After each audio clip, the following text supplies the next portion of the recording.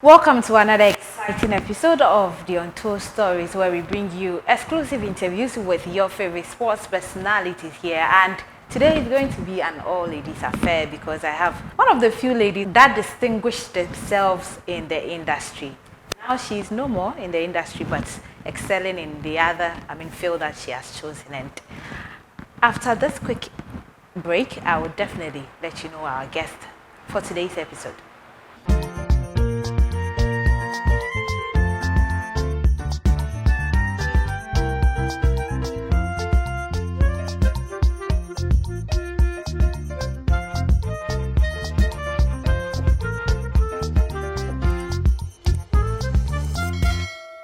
Welcome back from the break. So today we will be chit-chatting with Veronica Commey, former head of sports for GNA, and also she was with GTV Sports Plus. She has covered 4 World Cups, for major sporting competitions or football tournaments that she has covered, countless, worked with some big international media houses, talk of the BBC, and some major international media houses that she has served as a correspondent to. And today, I am delighted to have her on my show. Welcome on Untold Stories. Good to be here, Betty. Okay, but you know, mostly when footballers are retiring from the sport, they announce it that, I'm officially a former player, or I have retired from the sport. But did you do same? I haven't retired. Okay, officially you have not retired. No, I'm still involved in sports, except in different ways. Okay. I'm just no longer doing what you want to call mainstream journalism or say attached to a media organization, but I'm still involved in sports in every aspect of my life. Okay, so we can't refer to you as a former sports journalist. No, they say once a journalist, always a journalist. Okay. Anyway, so. Anyways,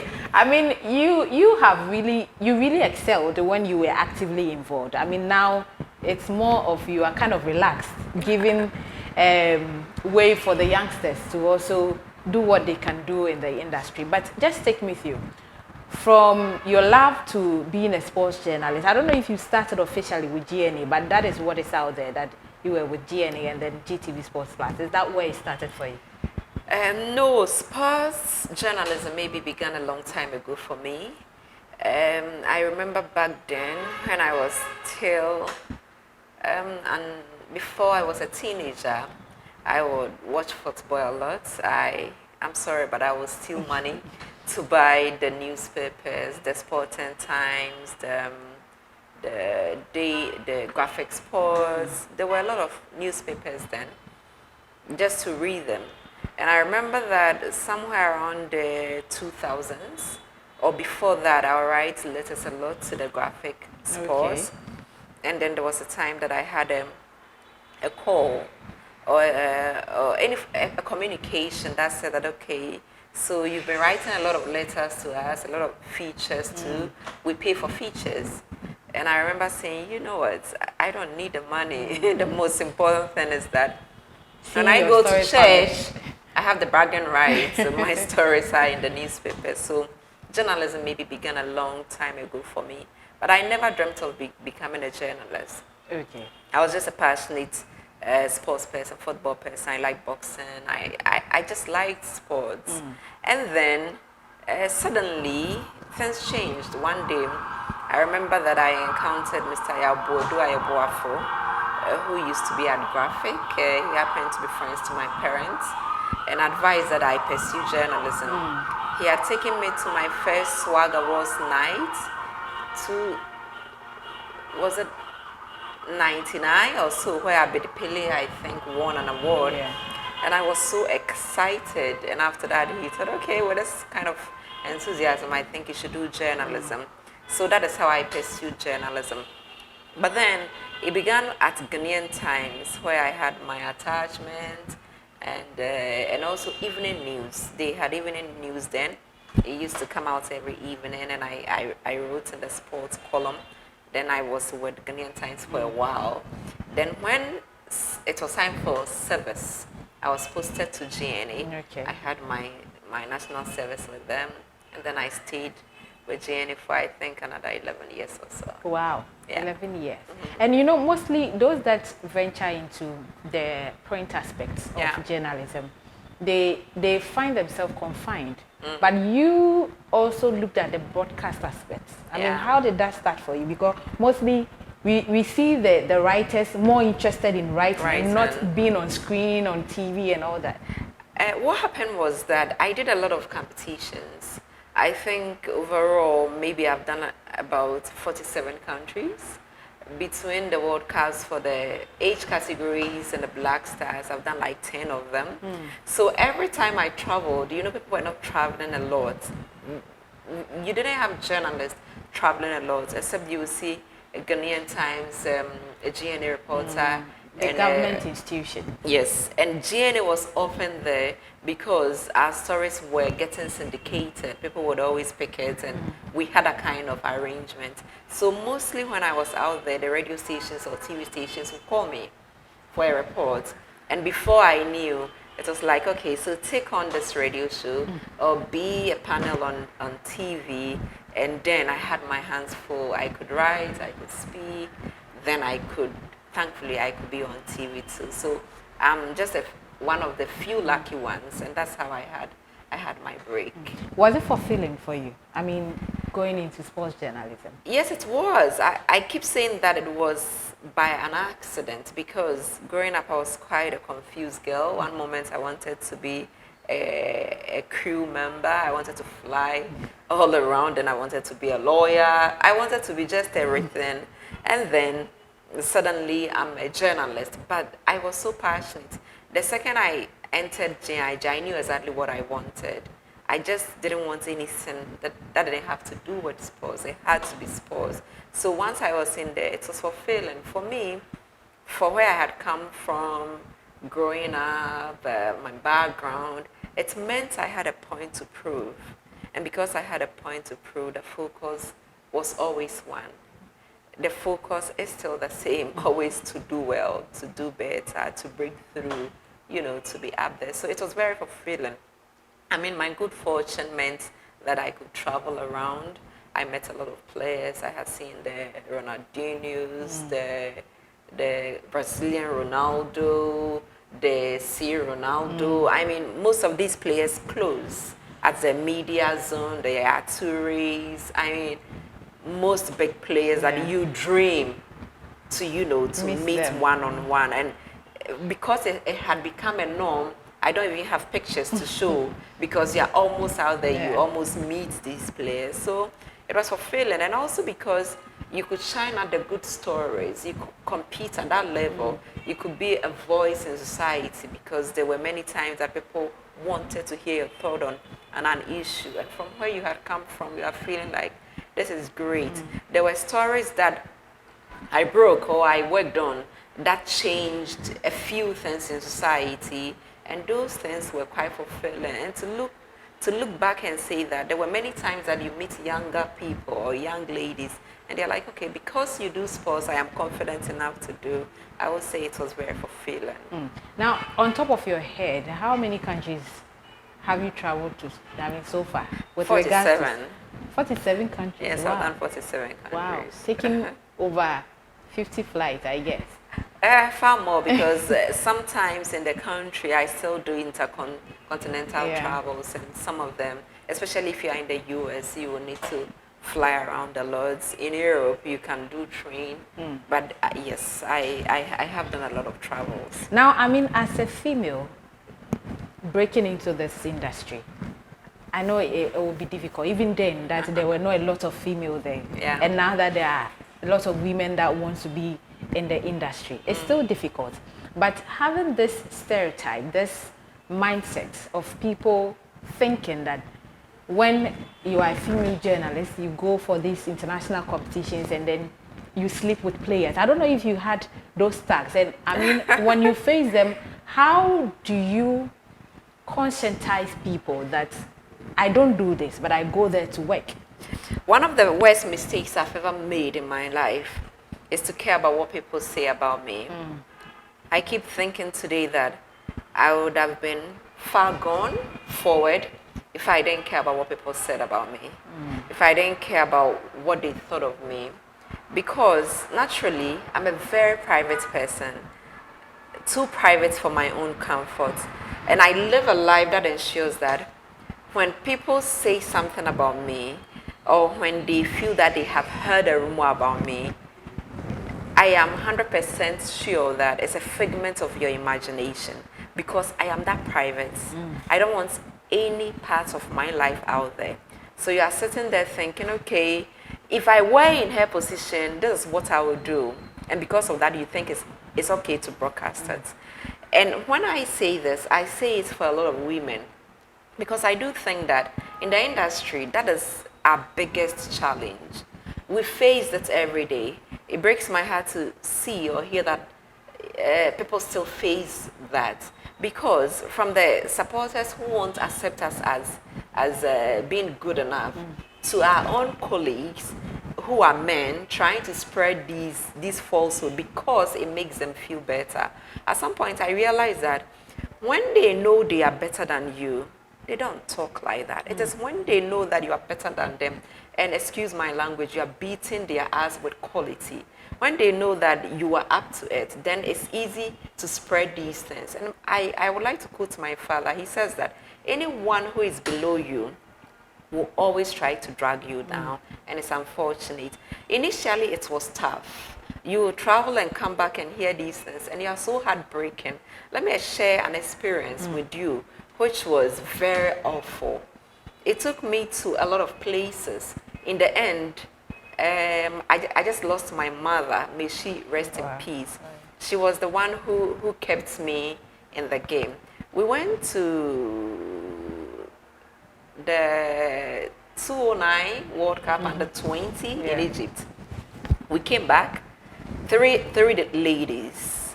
I had a room. I accommodated the two others. Throughout, we're in one room together. Together and everything. Then we came back, and these stories were really flying everywhere. And my question was, we're always in that room, so how were we? What was the story? We're sleeping with the players, and it wasn't just the players. We slept with the players. We slept with the GFA president. Then we slept with the minister. Then I mean, and these stories were everywhere, to the point that there was a period that I had to bodyguards from the national security with me every day for that period. Wow. It was so bad. I came from the World Cup. Then the next 2 days there was the under 17 tournament, and I was anchoring on the TV. And the first message came to the panel members around me.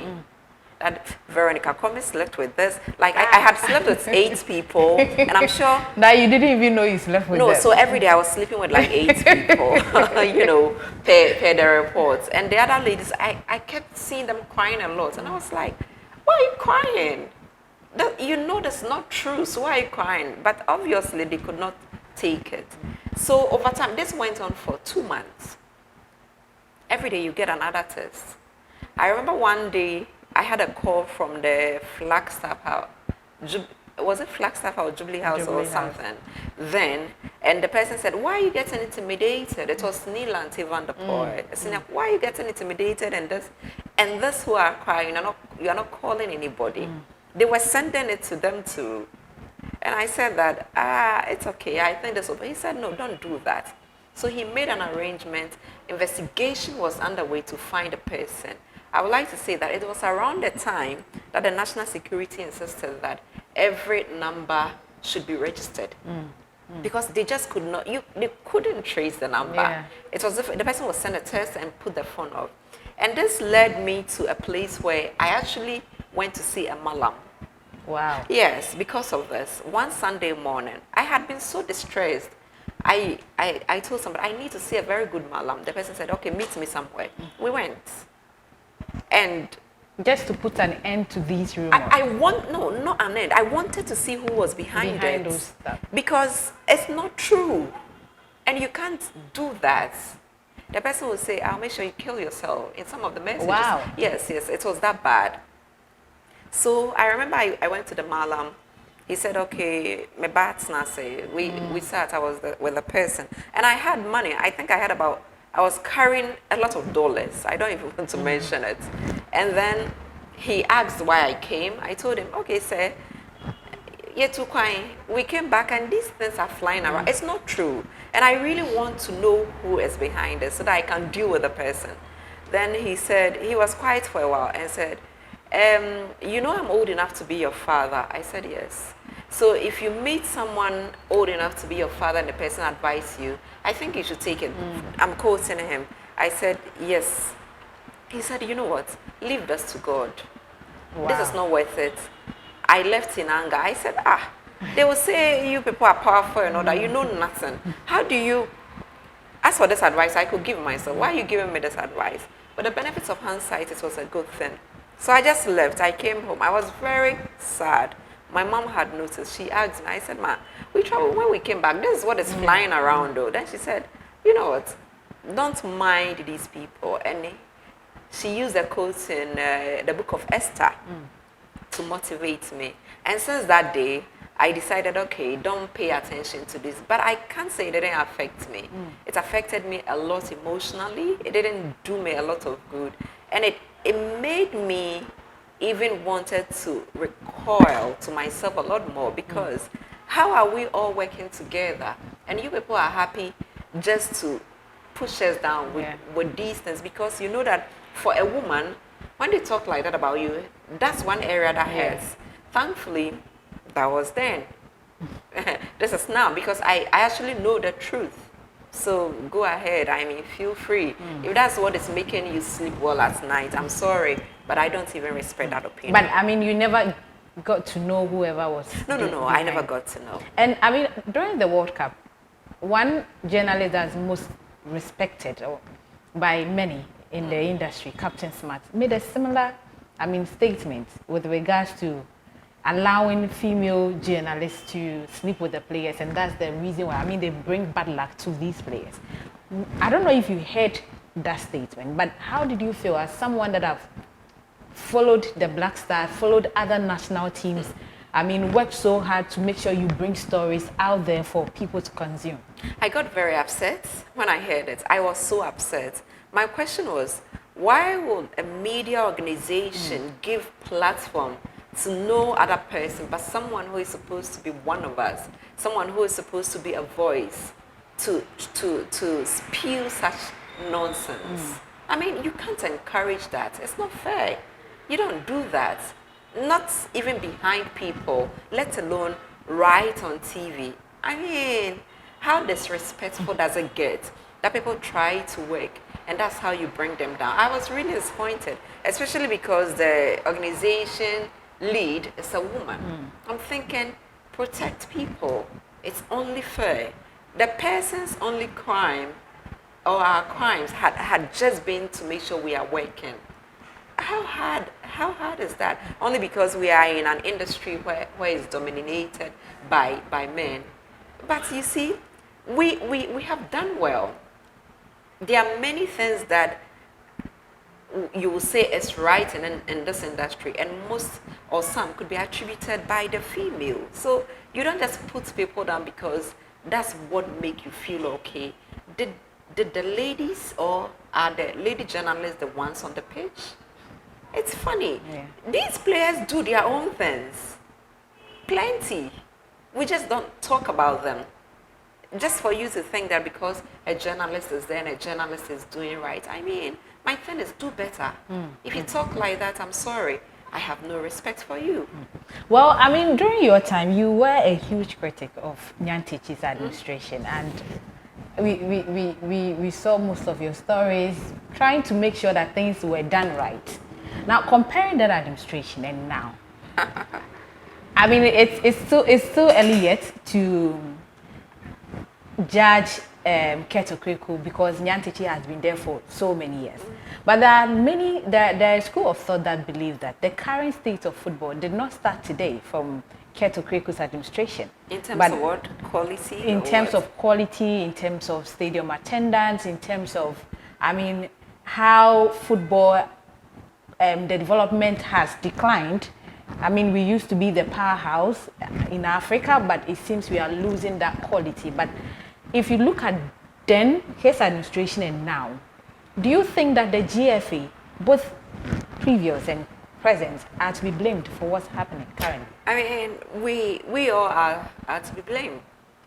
I know Ghanaians? that it's quite easy for them to single out the media and say that, okay, the media doesn't project this and project that. There was a time I heard that because the media says a lot of negativity about the Black Stars, that's why they don't do well. And all of that is very laughable. It's laughable because of the quarters it came from. Some from people who are journalists themselves. So it's really about where you set determining where you stand. It's unfortunate that is a school of Marxism. So it's sad, but I think we are all to be blamed. Because you see, you said I was a critic of the FA. It's how people are tagged and congregated, and then when you are uncomfortable, you no longer want to go out there and do the best. So some journalists will rather be laid back because they want to be everybody's friend. But I promise you, in this field, when you want to distinguish yourself, you cannot be anybody's friend. You cannot. You have to maintain mutual respect. You have to make sure that you are doing the right thing. Because when you have some friends, I mean, it's normal. There are things you can't talk about because you are friends with a person. You know, so it's difficult. Only a few people will understand that, okay, because we are friends, but you still should be able to speak your mind. Yeah. But my position is that if you are my friend and you are a public person and I have an advice for you or criticism for you, I won't prefer to do it publicly. The only reason I'm doing it publicly is maybe because I told you a lot privately and you didn't take it. You understand? But ideally, it's not really nice for you to, you know, be friends with everybody. Usually, I say that I'm fatigued talking about Ghana football. I am, because we have said some things over and over again. These days, when I have the opportunity to listen to radio, I hardly watch TV. What I'm saying is that, you people are still talking about the same thing. Because we spoke about some of these things 10, 11, 12 years ago. Same things. You said we used to be the powerhouse, we are declined. We have completely declined. We are not declining. Some of the alarm bells we sounded long ago, we knew it was going to lead us here. But because people thought we were being critical, they didn't want to hear it. Listen, for every time Ghana did well, I got more money. Because I had international media calling me, can you do this, can you do that? When I walked out of Germany 2006, I came with a lot of money. Do you know why? I was just about going to school in Europe. And I remember that I had an advice from a friend, Samens, Mr. Atamensa, telling me that, you know what, you're going to do a master's with your diploma. I think you should work a bit, do a degree before. And I'm glad I listened. But at the time, I told myself, I'm going to school this year. The World Cup is this summer. If I go, there is a chance that I'm the first female journalist to cover the World Cup. It's Ghana's first World Cup. And in the history books, it will always be there. So what do I sacrifice? I sacrifice my school fees. Wow. Yes, to pay for my flights, to pay for my own accommodation, to be there. But I came back with double of that school fees, because I had a lot of international outlets calling me, give us this story, give us this, can I have this exclusive and all that? And I kept charging. So for me, it's in my interest for football to do well than for football not to do well. You know, currently, I'm managing some partnership, and it's all football. If it doesn't do well, it doesn't help me. So it's really about football doing well. So when we criticize, it's not because we hate it. But I do believe that successive governments have not been really interested in football. And we could zero it down to a lot of factors that is making sure it's not happening. They just got back from the World Cup. 100,000 cities, $1,000 each. For how many people? 7 people. If I had a calculator and I did the math and I told you how many players it could pay or it could support, my goodness, we can't do this to ourselves. And when we speak, it's not because we hate people. It's because we are thinking that for the role you want to play, for the organizations you want to lead, it takes a lot more than being selfish. And I think the selfishness and the greed is not funny at all. So the selfishness lies at the FA? It lies not just at the FA, because the FA is not just the people who run it. It's also the people who are in there. There are people on the management committee who nobody knew, or nobody knew in football. Today they are part of the management committee, and some of them took money. Some of them took money. So the managers don't help. And the people who oversee this, unfortunately, because it's the Black Stars, whatever they need, we should give them. What do we even get back in the way? There is a lot of greed in football. It's either we want to bury our head in the sand like ostriches and say that it's none of our business and watch it collapse completely, or we try to speak about it or find ways. So when I say we are all to be blamed, yes. Some people just got cowed into submission and they went to sleep. Others decided, I want to be everybody's friend, so I don't even want to criticize it. Some people had the opportunity to go in there because they will benefit. It's okay. That's not how you build societies. That's not how you build the brands that we see other countries parade at the World Cup or international stage and we are proud of. That is not how to. Now, I mean, a term, he's already done a term. And You probably mean who? Kurt. Okay. And probably, I don't know, probably he'll be contested again. But on an average of 1 to 10, how would you rate him, his administration? Doesn't even matter, because the football people have the final say. The football people will make a choice and cry behind the scene. The football people will make a choice and call us and say that Nkoye. But when they have an opportunity to make the decisions, what kind of decisions do they make? So the football people are hypocrites themselves. They are hypocritical. Unfortunately, that's what it is. They don't want people who are upfront enough to tell them in the face. But that is who they are. They call you behind the scene, they cry. They ask you if you can look for sponsorship and this for them. They complain about the prize money. They complain about the way football is being run. But if they were called to sit in the plane and go to Qatar or anywhere to support the national team and take a per diem, that benefits only them. They gladly will. What kind of people are we? When we talk about others, I laugh. Have you even looked at yourself in the mirror and asked yourself how different or how better you are? They're just hypocritical. It's really about how do we enrich yourself. I don't even want to zero in on some people, but there's been some people I still see attached who went, came back, and they benefited from this, and I'm like, I actually really respected you more than But this. will it get better? I don't know, because it should be deliberate. Are we deliberate enough to want it to get better? Do we really want this? Or we just want to do anything and say that we were a powerhouse? I don't think so. That's not what I see now. So it might not get better. You see, I like to be on the side of positivity and say that this could get better. But it's not my life alone. It's a whole institution, it's a whole organization. How do we want this? It could get better. And I say that leadership is everything. Leadership, attitude, everything together. Do we have it at this moment? Do we? Do we? Do we? I'm asking you. Well, you ask questions for a living, and I do too. So maybe we can proceed. Okay, well, I mean, we are beginning another campaign. AFCON is, starting another AFCON qualifiers, and we've been talking about this over and over again, hoping that one day we can get to win the title. But with Chris Hughton in charge of the Black Stars, I know you've seen the squad that has been released.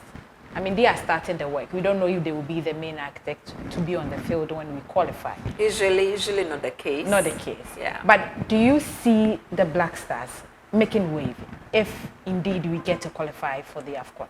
Listen, I'm tired of raising my hopes and getting dropped. I'm tired. My first introduction to football, I say that football is and will always be my first love.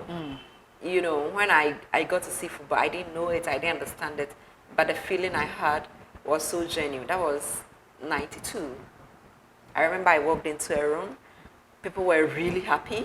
The next moment, people were crying, and I was crying too. I just didn't understand it, that we lost some penalties, so I didn't understand it. but I loved football like that.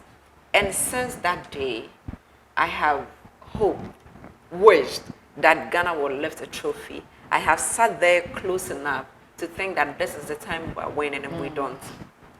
I don't see how for some of the teams in the past we could not win. I don't see how we cannot win in the future. I think it's always possible. I don't even want to start banging my hopes on the current team. I feel it should be an easy ride for us to qualify for the tournament. How we manage it will be another thing. Now, I don't know, but if you've been monitoring this banter between the FA president and Nana Yawamponsa. Banter. I see. More of how we are not getting people in the stadium. The FA president believes that it is the duty of the clubs to ensure that their team or their clubs are attractive enough to attract their supporters to the stadium. But Nana Yawamponsa also believes you can't build heaven in hell.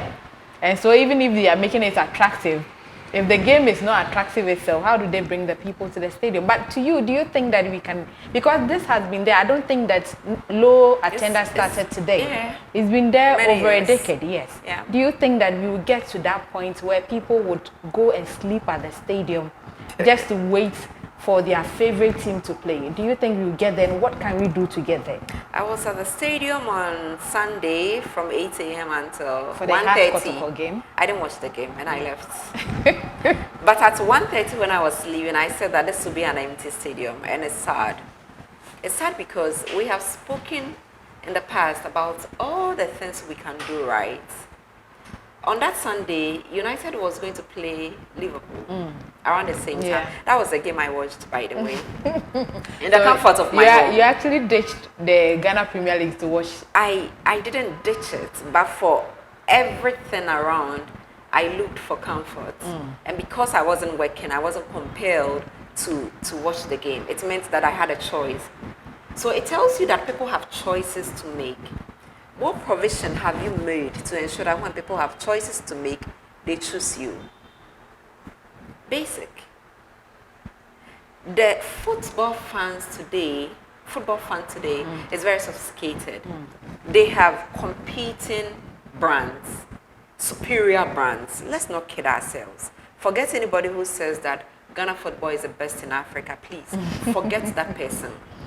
We are not even in top 10. We are living in past glory.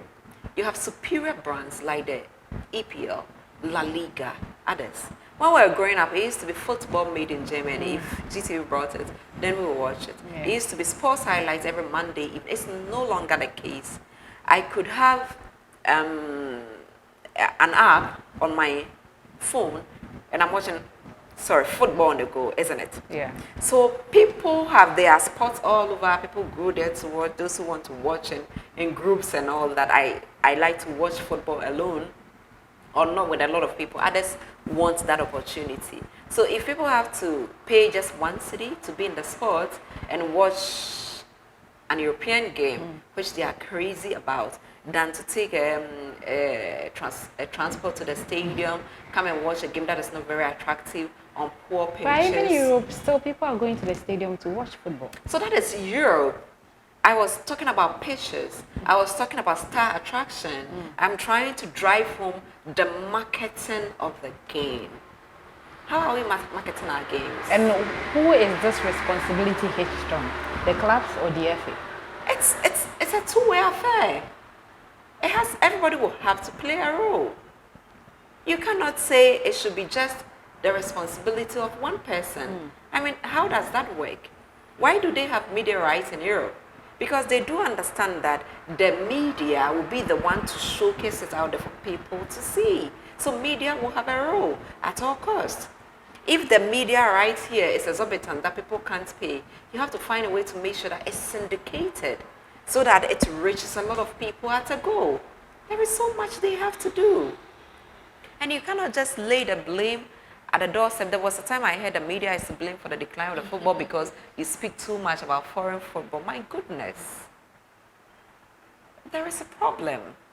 And I'm sorry. I'm sorry. The fan won't just get up and come to the stadium. If you have to make it attractive, you must. When the Black Stars played Nigeria in Kumasi, The stadium was not full because people paid to go. There were agencies and institutions paying and bussing people there. If that's what it takes. If people like to watch certain musicians, I remember sometimes they said, okay, so Shatawale will come to the stadium and play. Was that sustainable? Was that the way to go? I feel that people look for the simplistic solutions. Simplicity is good, but people are very sophisticated these days, and you really have to have a broad spectrum of how you can, solve some of these problems than just blame people. And I'm sorry, if you're a leader and you think the easy way out is to blame people, that's not how to get results. No, that's not how to. Okay.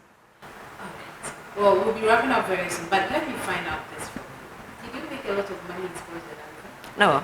Because they say it doesn't. It does not. Are you making a lot of money? Because you said they say, it means that you are on the other side where you're making a lot of money. If it's money you're looking for, journalism is not a place. So if you, in your next life, if you are to choose a career, would you definitely choose sports journalism again? Because of my passion, I won't mind. Okay. Yes. And then I think you really love the industry. Oh yes, my passion is sports. It's really what I can do effortlessly without, effortlessly. Whether I am sleeping or I'm cooking or I'm cleaning, sports is the thing for me. I mean, I will choose sports again and again and again. Maybe I'll find different routes like I'm finding now. But yes, if there's a young girl out there who wants to enter into sports journalism, what would be your advice to her? Well, I would say one thing. The field is not friendly.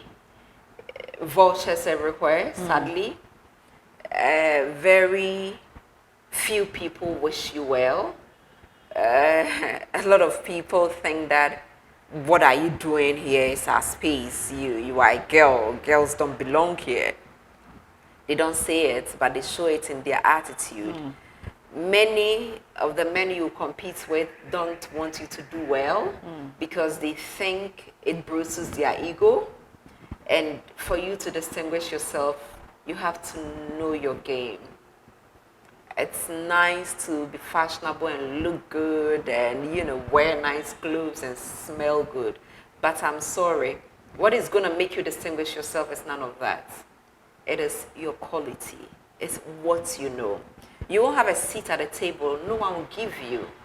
And even when you have worked hard to deserve it, they will make sure it doesn't happen.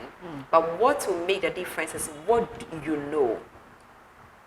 So you have to learn constantly. You have to look for avenues to be better. You really have to stay focused on that one train. How do I do better? Beat them to it with quality. It's really about all you need. And yes, it's possible for you to distinguish yourself.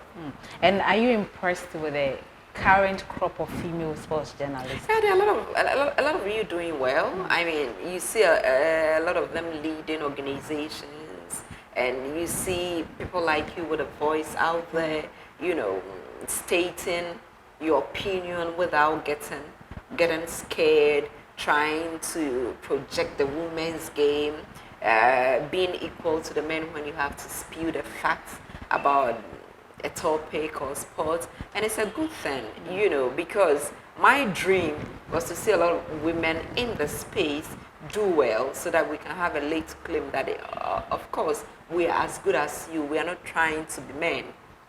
We are women in every sense of it, but we could be that good. Did any of these unpleasant stress push you out of the mainstream industry? No. It didn't. I'm actually like very cool, but I'm the toughest inside. So no, none of it at all, because I did well for myself. I mean, journalism has served me well in terms of opportunities, doors, and all that. And I couldn't let an opinion that didn't matter push me away. I do believe that at sometimes we all navigate different paths, and at some points you have to weigh options and decide that, okay, I want to get on this path in my, list level. So for me, it was never about anybody. I mean, Don't give too much importance to people who don't matter. Okay, before we let you go, if you are out of your field, what do you do during your leisure time? I cook. I love to cook. Oh, okay. So I'm always cooking. I play tennis. Usually, if I can, I play like 4 So times your a life week. evolves around sport. Yes. But I love to be home. I prefer to be home around the people I love the most. Like I prefer to be home. I won't party. I won't club. No, I've okay. never partied. I've never clubbed. I've never done any of those. I prefer to be home. So I'm cooking. I'm with my family. That's the most important thing for me. I see. No party, no club. No. Okay. No.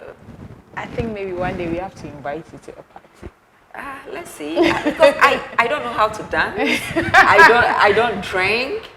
If I'm in a crowd, I'm a little bored. I'm a typical introvert.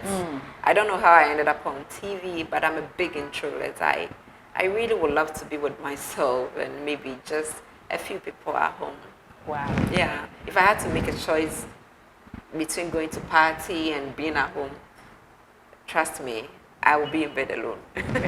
I guess then we save a lot of money. Because people that's what happens, and I understand those that go out spend a lot of money. I don't go out, so I don't know. Okay. So I don't know. Well, thank you so much Pleasure. for gracing our show today. Pleasure. And we are grateful. Pleasure, really. Thanks for having me. So this is where we draw the curtains on today's episode of Untold Stories. My name is Betty Yeltsin, and today we had the beautiful Veronica Commey, who has really served the industry well, and now he's pursuing other field of his career. Of her career. And definitely, she said it's still related to sport. And so we will catch you same time on the channel.